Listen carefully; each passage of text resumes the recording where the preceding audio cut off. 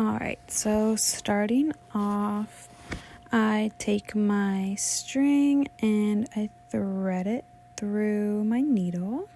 I pull it like 4 or 5 inches through, but I don't pull it through all the way. And then I just take the end of the one single strand and I knot that like 2 or 3 times. And I'm starting with the top petal of the big center, or the bigger center daisy, and you thread up through the fabric at the bottom of your daisy petal. So that's where the bottom of the petal is going to be.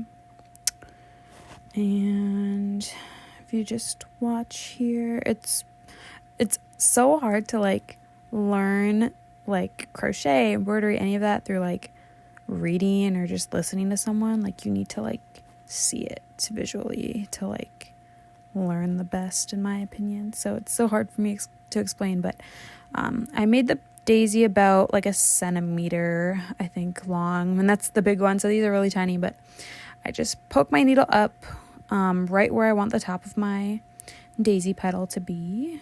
I string it through, and I string it through until I can see the little loop at the bottom here is starting to get smaller. And I pull the thread through the loop and tighten it so it makes a little kind of petal shape there. And I tighten it pretty good. There's, you can see the thread pulling a little bit, which is fine. There's a little bit of tension with the fabric and the hoop, so I, kind of give the fabric a little bit of tension too with my embroidery work. But if you prefer to leave it loose, that's fine too. All right, and let's see here. I do that 4 more times, just making a 5-petal daisy. And on the third one here, I mess up a little bit. I like have all my, string just like kind of out, and I get it like twisted around a little bit. So just watch out for that. Even after doing it for so long, you still mess up. And this is such a simple thing too, but that's okay. Let's see here. It took me a while, but that's fine. You just gotta watch out for that. And this string too that I used is pretty thick. It's like the cheap stuff that you get at like Joann's for something cents. So you can always like pull a couple strands off of it. Like one strand of embroidery thread or embroidery string is like a bunch of teeny tiny little strings, so you can like pull them apart and make smaller strands, if that helps. Let's see, where do I get it through? Oh yes, there we go. Success. She's cute. And same thing, you just pull it a little bit and top her off, secure the top of the petal.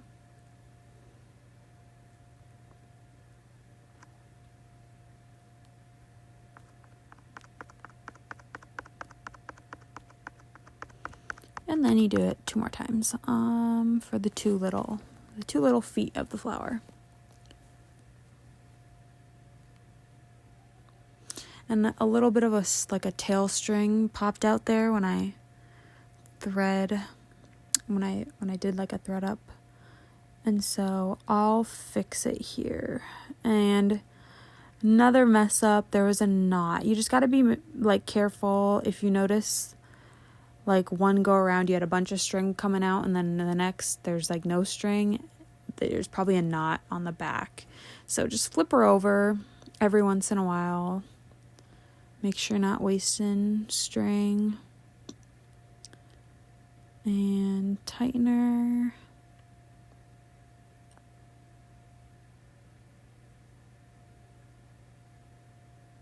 Okay. And then I'm going to do a French knot in the center of the petal. I just thread straight up through the middle, and then it'll slow down here, but let's see, I grab that little tail string as well. I wrap the thread around the needle 3 times, 2, 3, and then I stick the needle right in the center there, right where I want the French knot to be. I stick it through the fabric, and then I pull it through with my other hand that goes under, and pull, pull, pull, and then I use my hand and I create a little bit of tension here and I tighten it. Some people are able to just wrap it and string it right through with no tightening at all, but I prefer to tighten them. I think it makes it more secure, and I think it looks better too. You just see that pulling around, and I know it's really hard to see, but my camera's not great quality, but it's nice and tight. Oh my god, you can barely even see it, but that's okay. All you just need is a tight little knot. Okay, and then I do it, I add 2 more flowers, one here and then another one on the other side of the main flower. I make them slightly lower, and then I also just make it a teeny bit smaller as well in scale. For reference, the middle one, I think each petal is like 1 centimeter long, and then the 2 side ones, it's like 3/4 of a centimeter. But anyways, it's, you know, same pattern, you know, just the 5 daisy petals, just slightly smaller, and they are really tiny. I mean, you can even see like they're tinier than like my fingernails, but I think the tinier, like more detailed, I guess, I think it looks better. Less is more. All right, there's that one, and then I do the French knot in the middle, which I think I slow it down again here so you can get that visual.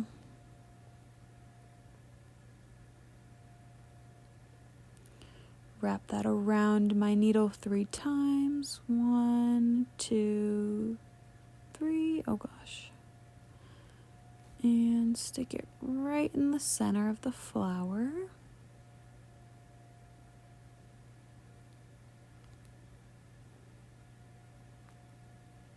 Tightener, and then I always like tap down on them with my fingers when I'm done. I don't know why, I just do. Another little close-up. It's not perfect, but I think it's like more true to you when it's not perfect, you know. There's me tapping them again with my fingers. Okay, and then I fasten it off, and I don't, they're so small and they're so close together, I don't like cut the string in between each. I feel like that just gives more room for like it fraying off and like coming apart. I'll be completely honest, I don't put a patch on the back side of it either. It'd probably be a better idea if I did, but I don't like to. Anyways, and then I just make a teeny tiny little bee that looks like it's like feeding off of the top flower here. And I used this black string, which is also hard to see because the sweater is black, but it's all right. And for these, I just do like a really basic stitch where you just stitch up and then you make a single like straight line and stitch down, and then come back up again and then make another straight line down. And you can overlap them too, give it more of that texture look, but I think I do 3 lines with this one. And then I do like 2 little black, the 2 black pieces of the bee, and then I leave a space in the middle to put like a yellow stripe. But it's really small. I should have made it bigger, but whatever, it's fine. There's a little close-up of that. And then I go in with the other side.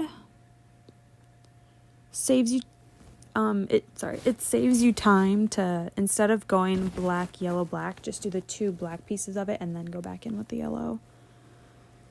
And then I cast off here, tire 2 or 3 times.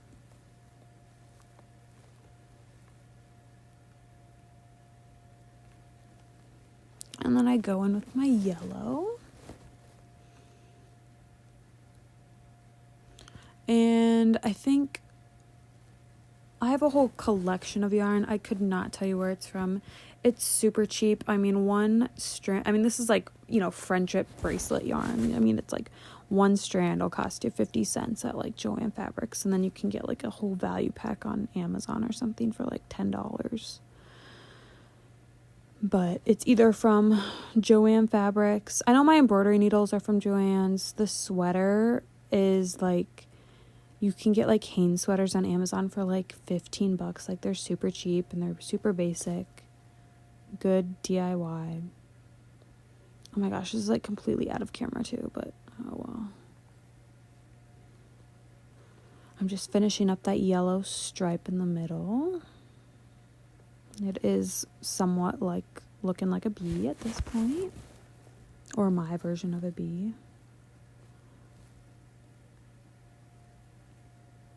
You can kind of see it. It's so small, but it's kind of like a little oval shape.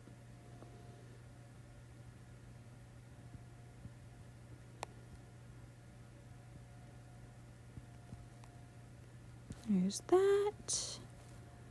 And then I'm going to add 2 little wings onto the bee. And I use the same color as I did with the flowers. So, and this is super simple. I just go in at the very center of like the body of the bee where the yellow is. And then I just make like simple stitch, you know, stitch up, make a straight line, stitch down. And I do that twice for 2 little wings, kind of in like the shape of a heart, kind of.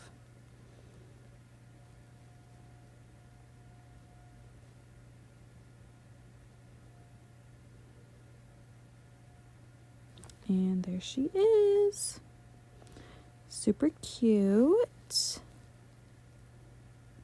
I love how dainty it is. It's like my favorite. And then I tie her off. And in my opinion, if you wash it and you dry it and none of it comes undone, then it's fine. All right, and there's the final product.